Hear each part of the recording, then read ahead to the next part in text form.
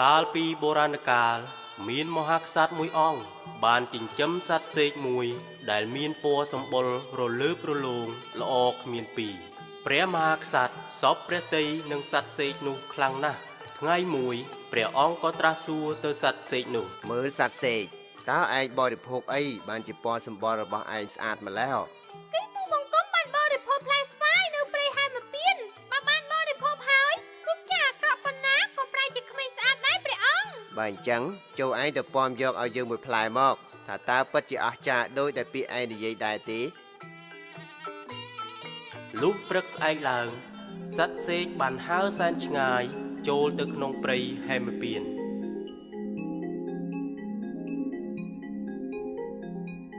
ហើយពាំបានផ្លែស្វាយមួយមកថ្វាយព្រះមហាក្សត្រ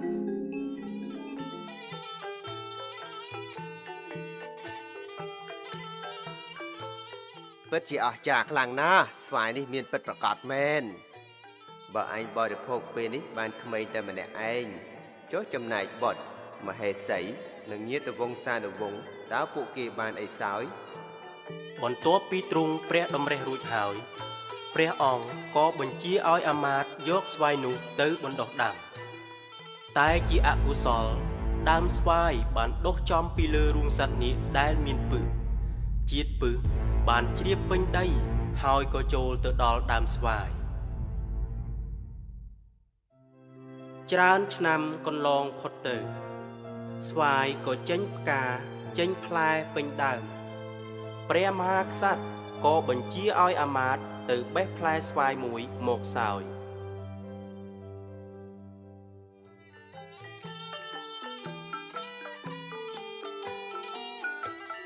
ណែលោកអាមាត្យឆាប់ភ្លក់ទៅយើងចង់ឃើញលទ្ធផលរបស់ផ្លែស្វាយនេះណាស់ក្រាបទូលព្រះអង្គ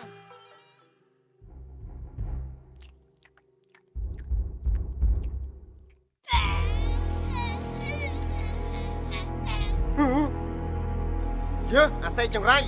គិតចង់ប្រហារយើងផងហ៎យើងមិនអត់អោនឯងទេសេណាឆាប់ចាប់សេកនេះយកទៅសម្លាប់ចោលភ្លាមចំណេរក្រោយមកសត្វនាគក៏ឈប់នៅក្នុងរូងក្រោមដើមស្វាយនោះពឹសនៅក្នុងដើមស្វាយក៏សាបរលាបអស់ទៅដែរថ្លែងពីតាយាយពីរនាក់ប្តីប្រពន្ធដែលនៅមើលថែរក្សាដំរីឲ្យព្រះមហាក្សត្រយើងចាស់ណាស់ទៅហើយគ្មានកូននឹងគេម្នាក់សោះគិតទៅគឺរងចាំតែថ្ងៃស្លាប់ប៉ុណ្ណោះត្រូវហើយយាយវាបើរស់នៅយូរវាពិបាកក្នុងការចិញ្ចឹមជីវិតណាស់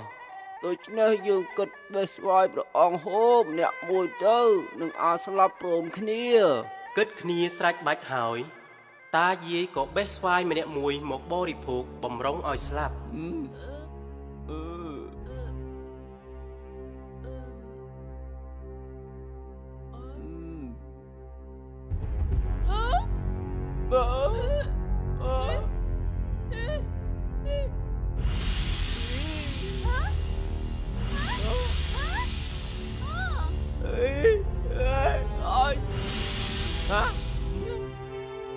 តាវាហេតុអីយើងមិនស្លាប់ហើយបែរជាក្មេងទៅវិញខ្ញុំក៏មិនដឹងដែរមើលឯងនោះយាយវាក្មេងហើយថែមទាំងស្អាតជាងមុនទៅទៀតតែតាយាយមិនស្លាប់បែរជាប្រែមានរូបរាងស្រស់ស្អាតនឹងទៅជាក្មេងកំឡោះក្រមុំទៅវិញដំណឹងនេះបានឮទៅដល់ព្រះមហាក្សត្រ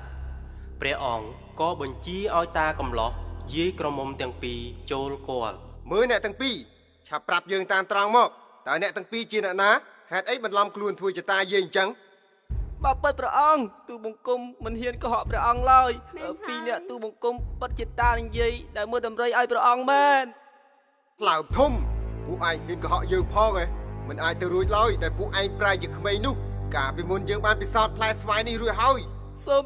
ព្រះអង្គព្រះរាជទានទោសទូបង្គំពិតជាបានលួចបេះស្វាយព្រះអង្គមែនតែពួកទូបង្គំចង់ស្លាប់ទេមិននឹកស្មានថាប្រែជាក្មេងចឹងសោះពិតមែនហើយព្រះអង្គ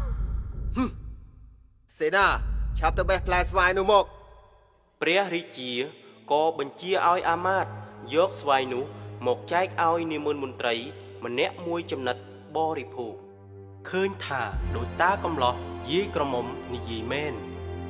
ដោយមានការសង្ស័យពន់ពេកព្រះរាជាក៏បញ្ជាឲ្យអាមាត្យទៅជីកមើលក្រោមដើមស្វាយហើយក៏បានឃើញរូងនាគមួយយ៉ាងជ្រៅព្រះរាជាបានឆ្វេងយល់ពីការពិតដែលបានកើតឡើងតែអ្វីៗត្រូវបានហួសពេលអស់ទៅហើយឲ្យយើងសុំទោសផងសត្វសេកសម្លាញ់